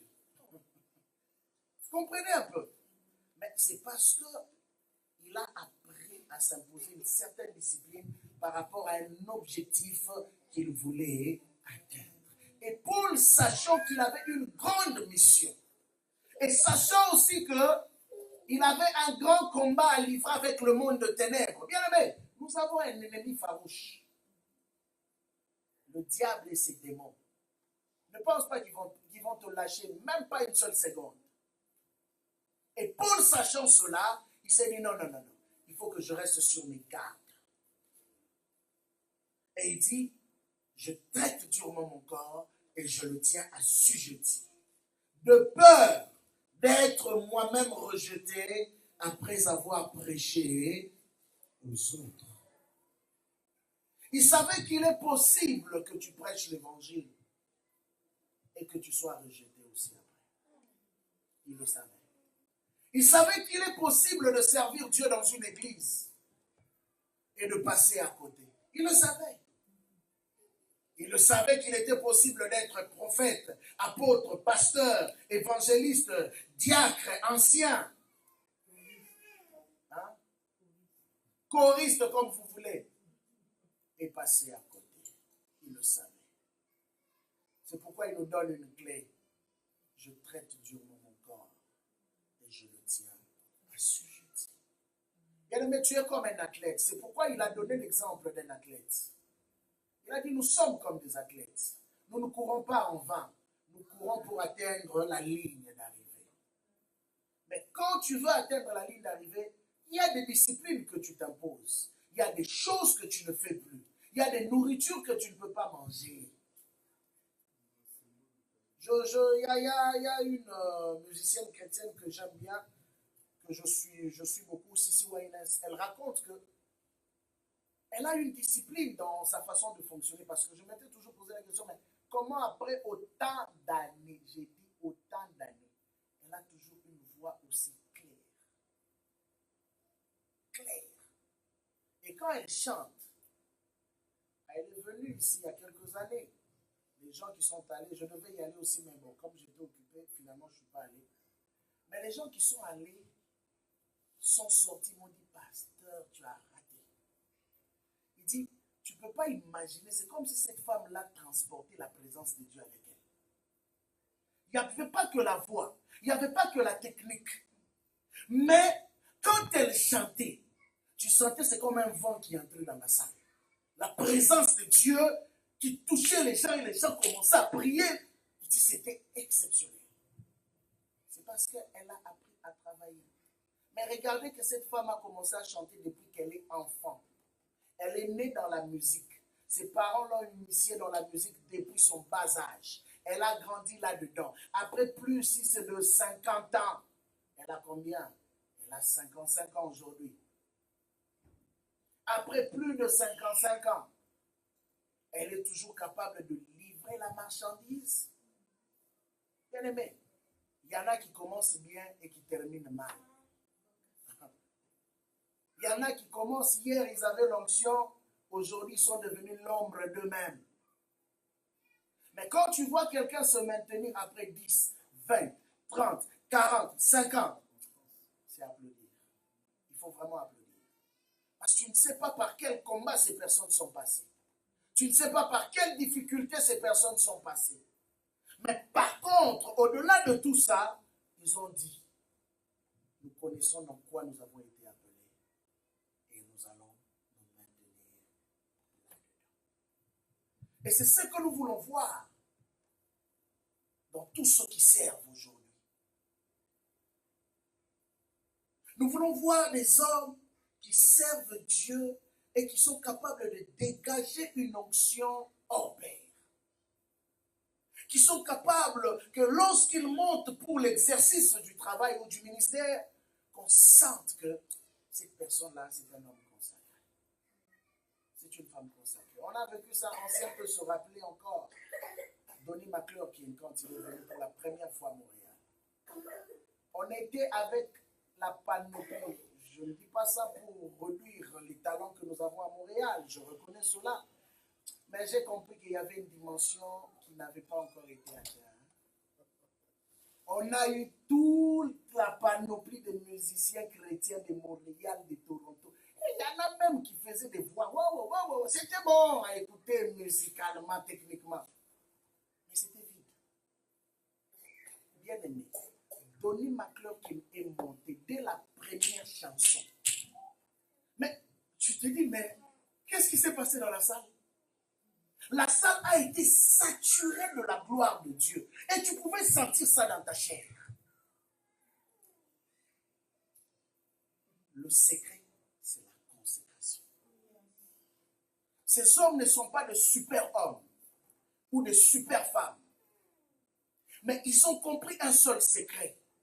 Je peux être talentueux. Je peux être talentueuse. Mais il y a quelque chose qui soutient ce que je fais. Ce n'est pas mon talent. C'est la gloire de Dieu. C'est la gloire de Dieu qui peut faire la différence dans l'exercice du ministère. Et ce que nous devons rechercher aujourd'hui, au-delà de nos talents, oui, il faut travailler le côté technique. Oui, il faut travailler l'enseignement. Oui, il faut travailler pour devenir meilleur dans son don. Mais une chose est vraie. Au-delà de tout ça, nous devons rechercher la gloire. Que tu puisses transporter la présence de Dieu partout où tu vas. Que lorsque tu débarques quelque part, les gens disent, hey, Dieu était réellement ici. Que tu deviennes l'adresse de Dieu. Ta présence ne soit pas simplement une simple présence. Quand la Bible dit que Jésus allait de lieu en lieu, Mais c'est parce que les gens reconnaissaient que partout où il passait, il laissait des marques. Il faut que tu laisses des marques. Il faut que tu impactes. C'est ça qu'on appelle impact. Il faut que tu impactes. Il faut que, quand les gens parleront de toi, reconnaissent qu'on a connu un homme, qu'on a connu une femme qui transportait avec elle une onction qu'on n'avait jamais connue auparavant. Bien aimé, l'onction là, ça peut grandir dans la vie d'une personne comme ça peut diminuer. Ça grandit quand tu vis dans la consécration. Et tu vas remarquer que tu vas arriver à un point où tu n'auras même plus besoin de forcer. Même les démons, c'est pourquoi les disciples étaient étonnés. Ils ont dit, même les démons nous obéissent. Il faut que tu arrives à un point où que même les démons. Regardez la dimension de Jésus, je veux conclure par là. Quand Jésus arrive dans Gadara, la Bible dit quoi? Le démoniaque lui-même est venu se jeter, se prosterner. Pour dire pourquoi es-tu venu nous tourmenter? Jésus n'avait pas pris l'autorité. Jésus n'avait pas chassé. Il est juste entré. Sa gloire.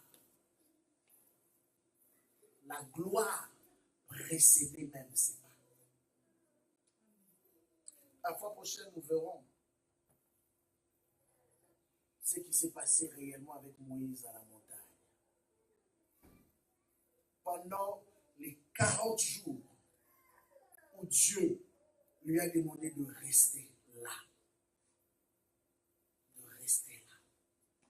Bien aimé, tu dois maintenant apprendre à pratiquer cette présence de Dieu dans ta vie. À chercher à te connecter à cette fréquence. À chercher à te connecter avec ce que Dieu est en train de relâcher dans l'atmosphère.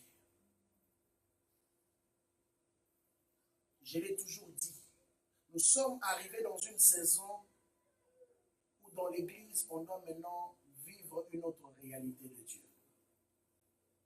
Où on doit vivre maintenant la gloire de Dieu dans une nouvelle dimension. Bien, mais ceux qui l'ont vécu, ce sont des gens qui ont lu les Écritures et qui ont pris des décisions. Ils ont dit non, moi aussi je peux la vivre. Le Dieu de Pierre peut devenir aussi mon Dieu. Le Dieu de Jacques peut devenir aussi mon Dieu. De Jean peut devenir aussi mon Dieu. Le Dieu de l'autre, comment il s'appelle, Paul, peut devenir aussi mon Dieu. J'aime un prophète juif américain, qui à un moment donné avait pris la décision, il a payé son billet, il a quitté les États-Unis, il est allé en Israël, à l'île de Patmos. Il a loué une chambre d'hôtel. Et pourquoi il a fait ça? Je veux juste expliquer. Il voulait se connecter à la grâce que Jean a eu à expérimenter. Mais il s'est dit, je vais faire un déplacement, je vais payer quelque chose qui me coûte cher. Okay? Par moment, il y a de gloire où il faut payer le prix. Oui, par moment, s'il faut payer des billets pour aller à un endroit, rester seul avec Dieu, vas-y, fais-le. Tu quittes un peu ta maison, tu quittes un peu, oui, Montréal, trop de bruit, tu quittes un peu, tu vas même dans une forêt, quelque part là, où il n'y a rien d'autre que toi et Dieu. Cet homme est allé à l'île de Patmos. Vous savez, qu'est-ce qu'il a fait pendant 6 mois? Il priait Dieu. J'ai la cassette chez moi à la maison. Il priait Dieu pendant 6 mois. Mais, vous savez, pendant qu'il faisait le témoignage, moi, je disais que peut-être qu'il allait demander, Seigneur, visite-moi, Seigneur, c'est un prophète. Pendant ces 6 mois, il ne demandait qu'une seule chose à Dieu. Donne-moi un cœur pur. Ça, c'est la chose qui m'a le plus impressionné. Pendant 6 mois, il disait à Dieu, donne-moi un cœur pur. Et vous savez qu'est-ce qui s'est passé? Pendant que lui, il priait pour demander un cœur pur, le Seigneur l'a visité. Et il a eu à voir des visions extraordinaires. Extraordinaires. Certaines de ces visions qu'il a racontées se sont déjà accomplies. Il y en a d'autres qui sont en chemin, qui vont s'accomplir. Entre autres, l'histoire du World Trade Center là aux États-Unis, à New York, il avait vu ça. Tsunami, il avait vu ça. La guerre, par exemple, au Congo, chez nous, il avait vu ça. Il a vu encore, mais il a vu quand même des choses aussi catastrophiques qui sont en train d'arriver ici en Amérique, au Canada et aux États-Unis. Il dit parce que, et quand il parlait de ça, à cette époque-là, la loi sur l'histoire ici de l'homosexualité n'avait pas encore été votée. Mais lui, il a dit, Dieu lui a montré un ange qui était debout en Amérique du Nord avec une coupe de la colère de Dieu. Simplement parce que l'Amérique du Nord a toléré l'abomination. Et Dieu était sur le point de frapper. Il a expliqué beaucoup de choses, donc je vous épargnerai ce soir. Mais c'est simplement pour nous montrer que c'est la consécration qui l'a emmené à entrer dans le secret de Dieu.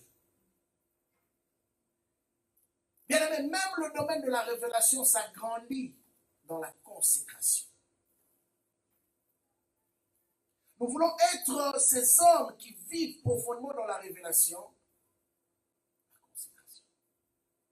Bien aimé, ne prie pas comme un pharisien quand tu viens devant Dieu. J'ai expliqué au début, j'insiste encore. Ne prie pas comme un pharisien en pensant que quand tu viens, tu commences à parler, que Dieu va t'écouter. Ne prie pas toujours en venant exposer tes problèmes. Prie aussi pour vouloir connaître le cœur de Dieu. Cet homme a demandé un cœur pur et Dieu lui a révélé les choses. Mais si toi tu pries aussi pour demander à Dieu que tu veux le connaître, Dieu va se révéler dans ta vie. Il a prié, Dieu l'a fait. Prie, Dieu le fera aussi pour toi. Il n'a pas changé. Le problème, beaucoup de gens ont abandonné l'art de la prière. Beaucoup de gens à l'église veulent servir Dieu, veulent avoir des positions stratégiques à l'église, mais ont abandonné l'art de la prière. Bien aimé, il y a un jeune homme qu'on n'a pas souvent parlé du vivant de Moïse, mais qui était toujours là à côté de Moïse. Il s'appelait Josué. Pendant que Dieu visitait, il était toujours là, caché, à côté. Mais plus tard, on a vu que c'est lui qui est devenu le leader et le dirigeant d'Israël. Dieu ne confie pas de plus grandes responsabilités à des gens qui ne passent pas du temps avec lui. Parce que cela va te tuer. Mais quand tu es quelqu'un qui passe du temps avec lui, tu es un candidat potentiel pour vivre la gloire. Ce soir, nous allons prier. Ce soir, tu vas prier, tu vas demander à Dieu de te donner la passion pour la prière. Tu vas demander à Dieu de te donner la passion pour sa parole. Les apôtres avaient la passion de la prière. Voilà pourquoi Paul pouvait dire prier sans cesse. Parce que c'était déjà un homme qui aimait la prière. Donc il ne pouvait pas prêcher ce que lui-même ne vivait pas. Et comme je dis, la prière, le plus grand secret de la prière, c'est d'abord de chercher à être dans la fréquence de Dieu. Pas venir parler, mais chercher à être dans la fréquence de Dieu. Donc tu peux venir dans la présence de Dieu, rester silencieux pour t'attendre simplement à écouter d'abord Dieu avant de commencer à parler. Tu peux commencer à te discipliner ainsi. Tu viens dans la présence de Dieu, tu ne parles pas, tu restes calme. Seigneur, je veux juste être dans ta présence. Reste calme, jusqu'à ce que le Saint-Esprit va te conduire dans un couloir. Et là, tu commences à parler. Mais tu vas travailler maintenant ta concentration pour ne pas sortir et être distrait. Alors, est-ce qu'on peut prier ce soir? Nous allons prier. Tu vas élever ta voix. Nous bénissons le Seigneur.